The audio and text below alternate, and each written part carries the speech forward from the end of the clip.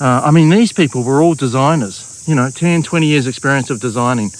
Even they had never come across the neuroscience of creative thinking, the way we come at BIF, in terms of the alpha brain and what you can do to nurture and become more confident in it, and what we say, increase your capacity for it, and then your capability to apply it.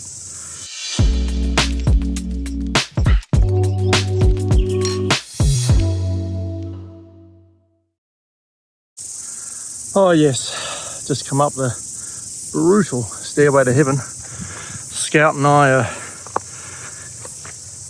are back out in the hills. Rains have stopped, and well, actually it's raining over there, but the floods have stopped, and so many people are not okay, which is going to require a whole ton of innovation. But a little update: last week I delivered our Designs on Thinking course. That was inspired by Uni, my partner in this, in BIF, who I was ranting against one day about everywhere I go in every enterprise. They go, oh, we've got innovation and creativity sorted, we do design thinking. And I'm like, that means, if that's what you've got, that means you haven't.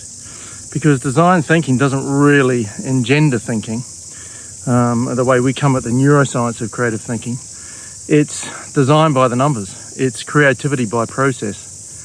And literally you're just working through a problem-solving process in which they say divergent and convergent thinking happens. And as once again, we proved by delivering our version of that program called Designs on Thinking, process, once you learn process, it doesn't really matter. And we did a post a while back that really connected when I just talked about the BIF 6-step process. I didn't set out to create a process. It was just that when I'm working with organisations who are relatively undisciplined about the way they go, the way they innovate and the way they problem solve, they start with an idea. Who's got an idea? Then they jump, and some poor bugger has to go and make it happen. So, the need for process was like, first of all, let's just articulate the problem we're trying to solve. Like in BIF Kids, all we do is, what's the problem? Why is it happening? How are you going to solve it? What's your big idea? Now go and make that idea happen. Draw it, illustrate it. Kids do this better than people do in organisations. That's been my experience, 100% true. So, once you go through BIF's 6 steps, brief, insight, ideas, test, develop, launch, it's that power of those steps working is not working through 1 to 6 in a linear fashion. It's how you can reconnect with your capacity to think creatively and apply that through those steps. Come up with the right problem to solve. Identify some really powerful insights, some human truths, some market truths. What's going on out there in the world that can underpin and inspire your better ideas that you can test and develop and eventually launch the best. So last week we put that together into a little 1-hour masterclass, or a webinar or whatever, and Uni and I are going to package it and offer it for sale, cheap. If you want a pre-look at it, just sign up, let us know. We'll send you a pre-look for nothing. We'd be interested in getting some feedback. But the idea is, these people were all designers. 10, 20 years experience of designing. Even they had never come across the neuroscience of creative thinking, the way we come at BIF, in terms of the alpha brain and what you can do to nurture and become more confident in it, and what we say, increase your capacity for it, and then your capability to apply it.